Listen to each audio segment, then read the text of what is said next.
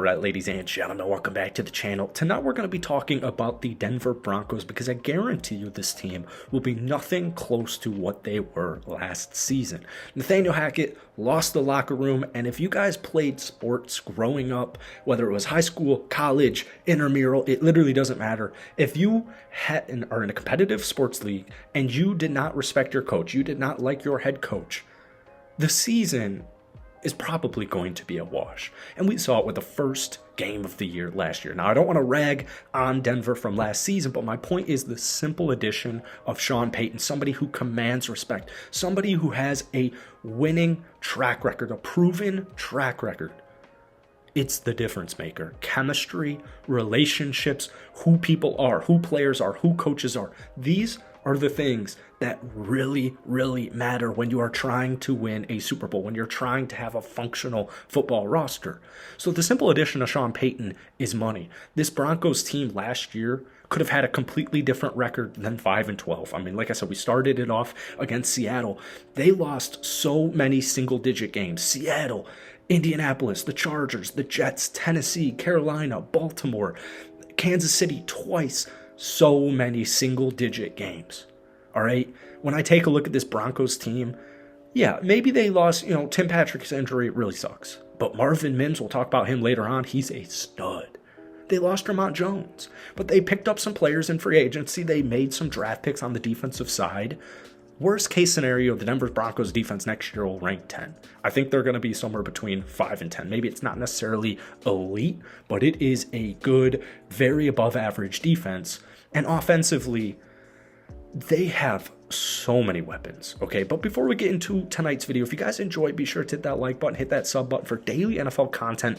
Broncos fans, this is my first ever Broncos video, actually. So if we try and get this video to 100 likes, that would mean the world to me. If you guys want more videos, let me know down below. But, when we take a look at this offense, man, we'll start it off with the running back room. Actually, we'll start off with Russell Wilson.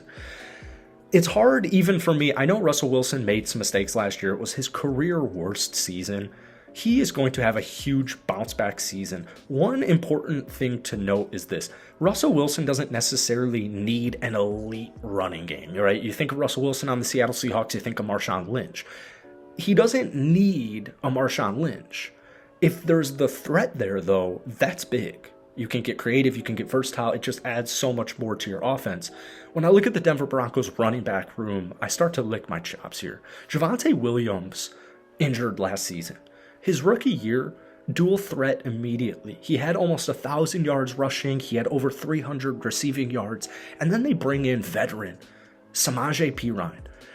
When Joe Mixon got injured with a concussion last season, the Bengals called on Samaje, right, as the backup running back. This guy feasted. I mean, he absolutely feasted. So that's good because you need running back depth. Especially, we want a healthy Javonte Williams, right? Samaje is a two-headed threat. They have a two-headed monster at running back. Samaje can catch the ball. He can run the ball. So can Javonte. Samaje is a great pass blocker as well.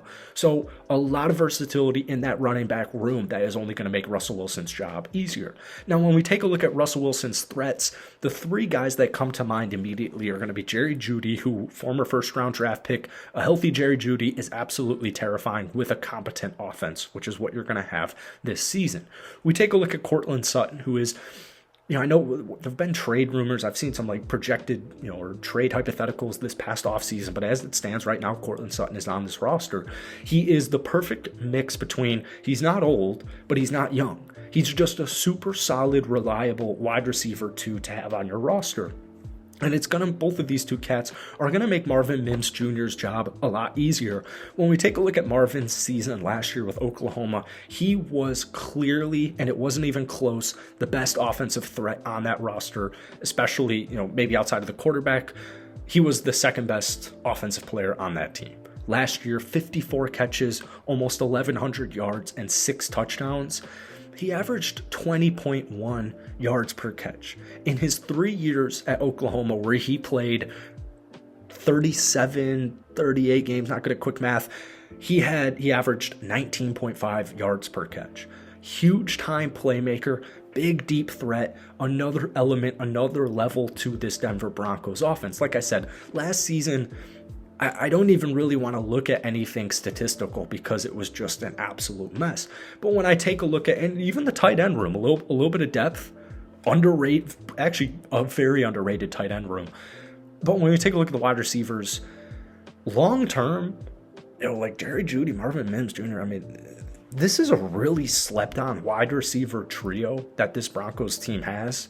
And if those three guys are healthy all season, this is going to be a top 10 offense. You also bring in from right tackle a huge loss for the San Francisco 49ers in Mike McGlinchey, the best of the best at the right tackle position. I like the Broncos offensive line, and in general, I just really like this offense. I seriously cannot emphasize the additions of Samaje Perine to pair up with a healthy Javonte Williams. I'm literally licking my chops here. And I know those guys are as well. This is going to be a really, really good rushing attack in this upcoming season. Like I said, Russell Wilson doesn't need Marshawn Lynch, right? Doesn't need this crazy power back getting 25 rushes a game, all right? So last season, the Broncos finished 21st in total rushing yards. That's going to be somewhere between, I mean, it's going to be at least top 16. I'm going to guess it's going to be somewhere between probably 7 and 13. So they're going to have a good rushing attack. They have receiving weapons. They have a good offensive line, and they have a really solid quarterback. I know his year last year was not great, and I know it all didn't come down to Nathaniel Hackett. However, this team clearly just was not prepared properly. It just wasn't a properly prepared team, okay? So Russell Wilson is 100% going to have a bounce-back season with Nathaniel Hackett no longer as the head coach. As I mentioned earlier on in the video, the loss of Dre'Mont Jones does suck. He is a guy who can get to the quarterback, but he is a phenomenal rush stopper. The Denver Broncos last season defensively, they finished 14th. Every team dealing with injuries, I think the 14th ranked defense, like they were better than that actual statistic, just like opponents' points per game, they were much better than 14th. I would say they were a top 10 defense last season. Another thing that I forgot to mention offensively, penalties ruined their roster. Like it just ruined any momentum. It ruined any positive momentum you had in any football game. Penalties are a huge killer. Offensive line, whatever it is, offensive penalties suck. Penalties suck in general. Broncos last year were the third worst penalized offense. Okay, so Sean Payton single-handedly is going to fix that. Back to the defense. His defense is really good. It's really good, and the loss of Dre'Mont Jones does suck. However, they did fill in the gap with Zach Allen, who, really interesting former third-round pick. He's 25 years old. He's coming off back-to-back seasons that were really good with Arizona. Arizona, especially this past season, another dumpster fire, so not too many people looking into it. I think Zach Allen is a perfectly fine replacement. I love the Broncos defensive back unit, and they also addressed that via the draft. Pretty slept on draft in general, but with the addition of Riley Moss in the third round, and then also Drew Sanders in the third round as well. These are guys who are going to have an impact in their rookie seasons. Also, just remembered Marvin Mims. I think it was today actually in training camp. It was on the headlines, right? I'm sure you guys saw that, but Marvin Mims getting a lot of praise right now in training camp. So when we bring everything together, the head coach is a huge deal, but they have a good offense, they have a good defense, they have a good head coach. They're going to be a good team, all right? That's it for today. Hit that like button, hit that sub button, but most importantly, give me a win total for the Denver Broncos next season.